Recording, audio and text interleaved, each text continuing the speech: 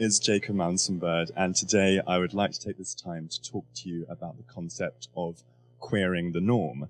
Now, when TED came to me and asked to give this talk, they said that they thought that I straddled these three seemingly opposing worlds. The first one, as they say, of academia. I have a first-class degree in music from Cambridge, and I'm going to Oxford in October as a candidate in the Master in Studies of Music. The second world is that of modeling. I am an international male model, and I've worked for clients such as Jean-Paul Gaultier and Raf Simons, and I've walked shows in London, Paris, New York, and Tokyo. And thirdly, obviously, drag. I am a drag artist and burlesque performer across the world. And now if you think about them, admittedly it's a pretty odd mix, but it's only the drag that really confuses the three. I know we like to have our stereotypes of the ditzy model, the geekish academic, but I think we can agree they're all pretty artificial. But what is odd is that a drag queen can be both of them. Not because we're ugly or stupid, far from it, but because we are inherently queer, and academia and modeling are so embedded in heteronormativity. Academia is so steeped in patriarchal history, and its history is so governed by great male minds, often completely ignoring the contributions from women or queer people. And modeling upholds paragons of hypermasculinity and femininity, which hilariously I don't really live up to either of those.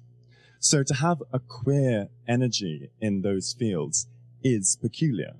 The drag queen represents a queer transgression of heteronormative space. Now, I first began thinking about this idea of sort of queering the norm when I was at Cambridge. And before I was at Cambridge, I was a very chino-wearing, preppy schoolboy who went to boarding school.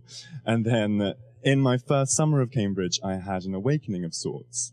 I went to New York with a friend, and I just met the most incredible people. I met Amanda Lepore, I went to the Box, I went sort of clubbing and saw these gender-fucked club kids, and my eyes were opened to a whole new way of expressing your gender. And it really made me think about how I saw my own gender identity. And when I came back to England, there was a decided change, and I started to see myself as more gender fluid, which is to say I didn't really see myself as either male nor female, but rather on a spectrum in the middle. And my outward appearance began to change. I used to wear sort of fur coats to uni and silk shirts and chandelier necklaces, and I had these really long talon nails, and actually me and my best friend Tom used to call me Sue, and we'd run to the library together, and we used to have so much fun just playing with these gender norms, until I experienced my first negative side of this at Cambridge. And before I tell this story, I just want to say that this is in no way reflective of Cambridge as an institution or institutions of the sort. It was an incredible place for gender expression. This story is simply reflective of one man and his opinions. So, there was a very big fancy dinner at Cambridge, and I thought it would be a really good time for me to go in a dress. I thought it would be really good, and I thought I would feel really confident in myself, and I felt ready. But I didn't want them to think I was trying to make an affront or a joke. So I emailed my master ahead of time explaining all of this stuff I've just said, how I felt more queer and I wanted to express my gender. And he sent back the most wonderful reply saying that was absolutely fine, as long as I could wear my academic robes over the top, which I could. So there I was, the night of the dinner. I had my hair slicked back, my lipstick on, my eyeliner was on fleek. I was absolutely living. And the night was decidedly fantastic. I had a great, great night. Until the next day, when a letter arrived on my desk calling me to the disciplinarian's office, at which point I was told that the night before I had put a fellow off his food.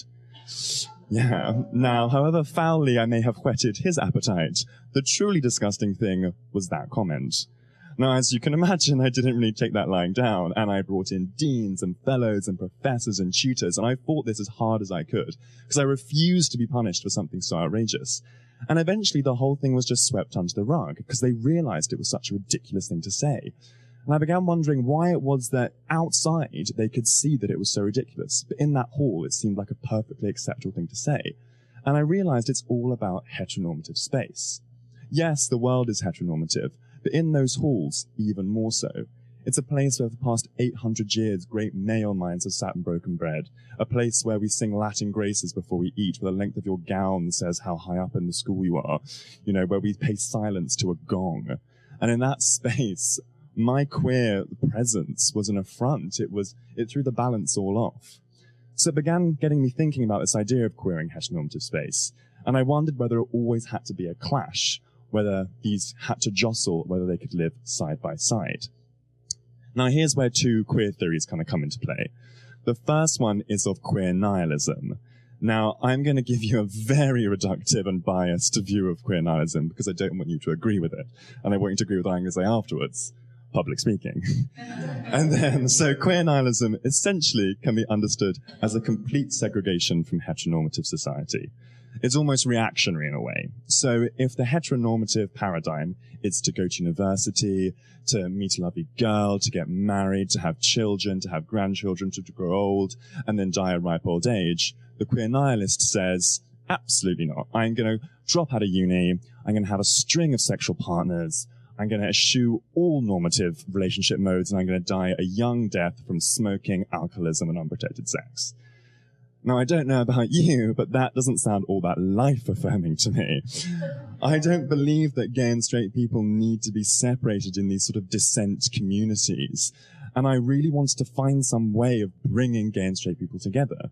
So there I was, a 19-year-old, on the search for a life-affirming queer theory that brought gay and straight people together. Easy. And it actually was quite easy, because I found it at Sink the Pink. Now, for those of you who don't know, Sink the Pink is a monthly club night in East London, and what's so great about Sink the Pink is that it's just a club night. It's not a gay night. So gay, straight, bi, lesbian, trans, cis, intersex, asexual, everyone is welcome, and indeed everyone goes, with about a 60-40 split between gay and straight people. Now, it's not that groundbreaking to have gay and straight people in the same room. But what is groundbreaking is to have gay and straight people coming together to collectively queer the heteronorm. And that's what happens at Sink the Pink, and that's what I'd like to focus on now. So how does Sink the Pink queer the heteronorm? So the first way is just through its geographical location. Sink the Pink is so perfectly placed at the Bethnal Green Working Men's Club. Now, I don't know about you, but I have never stepped inside a working men's club before because I didn't feel safe. It's such a bastion of British heteronormativity, and I, as a queer agent, didn't feel like I was welcome there. You know, it's a place of pulling pints, of playing pool, of watching football. You know, I wasn't really going to fit in. But Sink the Pink said, absolutely not, that's ridiculous. This is a space for everyone, gay or straight. So we still have the brass pint drafts and the pool tables. We even have the geriatric members downstairs eating scampi and chips. But we also have tinsel covering every single wall, cartoon portraits of these creatures with giant erect penises covered in glitter, and drag queens running around everywhere. The queer and the heteronormative come together in a mutual sort of queering of the heteronorm. It's not an invasion, but a cohabitation. Another way in which Sink the Pink does this is through dressing up and drag. And that's interesting because we consider it something so stereotypically gay to do drag. Whereas really, if we unpick drag a little bit, we'll realize it's actually not that gay at all.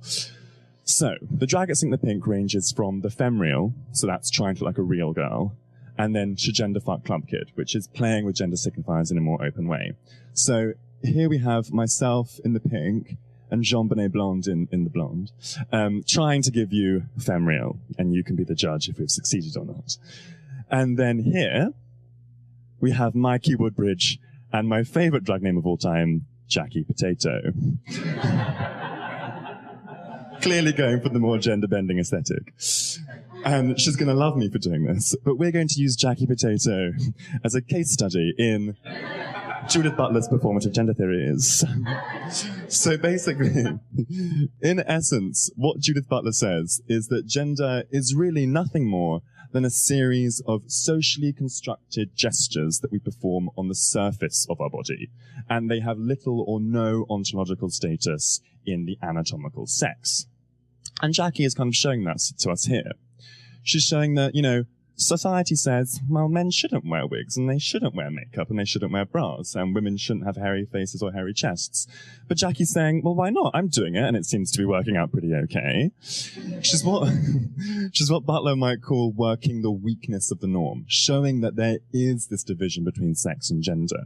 And all she's doing is going out clubbing. She's working the weakness of the heteronorm. And so, if sex and gender don't have little to do with each other, then where can sexuality fit in? Now, when gay men first come out, Butler says that they experience a crisis of gender because they feel like their masculinity is being taken away from them. Because having sex with a man is thought of as feminine, because it's what we consider the anatomical female to do, and therefore society has constructed that as feminine. But if we agree with Jackie Potato in that sex and gender really have nothing to do with each other, then suddenly having sex with a man doing something feminine really has nothing to do with being a woman or being feminine at all, which works vice versa. Doing something feminine, i.e. dressing up in drag, doesn't mean you're gay. Logic. Straight men, you can dress up in drag too.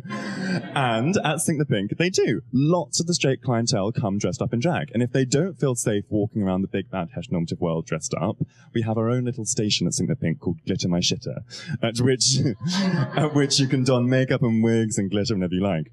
We even have a glorious pole dancing drag queen called Robin with a Y.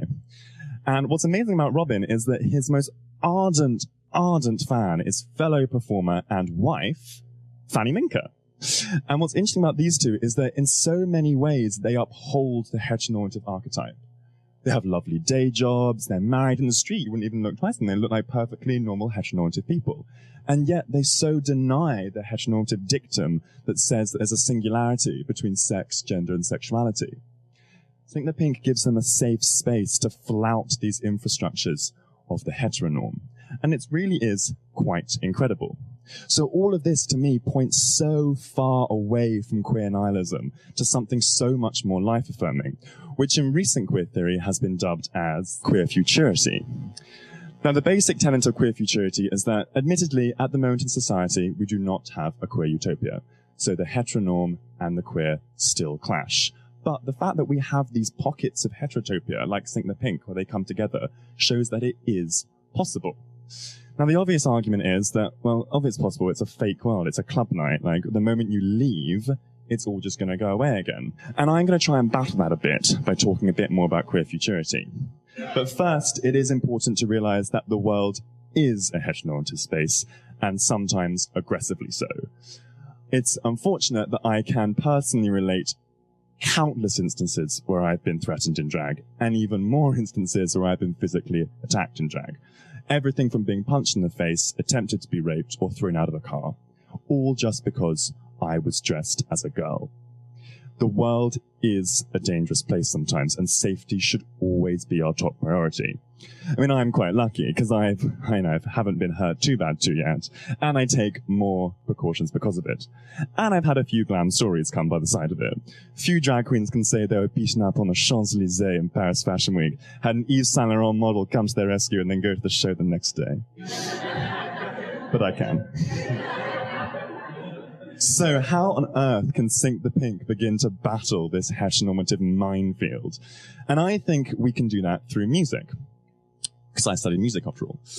Now, the music at Sink the Pink is lots of campy classics, lots of Charlotte Church, which our DJ John O'Kitchen's described as so great but so shit, and lots of Spice Girls and stuff like that. And they're songs that you instantly associate with Sink the Pink.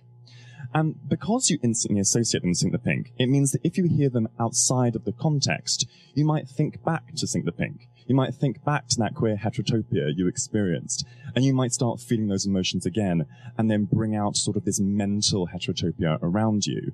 And that's something really quite special. It's a bit meta, but I think it's really quite powerful. Because we all know that music has that power to incite emotion. Everyone in this room can listen to a piece of music and be recalled back to a memory or a place or a time or a feeling. And music has a great power to engender social change. Take the disco movement, for example. The disco movement is a really, really great example of music bringing together a demoralized minority of black and gay youths. And its success is in itself a queer transgression. And also, the disco demolition of 1979 in Comiskey Park, where there was a mass burning of disco records, is an example of the patriarchy being threatened and fighting back. Music has an incredible power, and at Sink the Pink, I believe that it has the power to create this sort of queering of the norm. So that, again, is an intangible way, almost, through music. But how else can we do it? You can do it simply by holding hands with your lover in the street, by wearing nail varnish if you're a guy, or showing your body hair if you're a girl, or as a straight ally, simply by not using the word gay pejoratively in a sentence. And even this very talk, having a drag queen stand up in front of you at Somerset House, invited by TED to give a global talk about gender norms, is such a queering of the heteronorm. So, as this talk and the event alike close, I ask you to go out into that brilliant, marvelous world, as heteronormative or as patriarchal as it may be, and to be totally unashamedly you, to be the best you can be, to stand up for basic human rights, and to queer the world one action at a time. Thank you.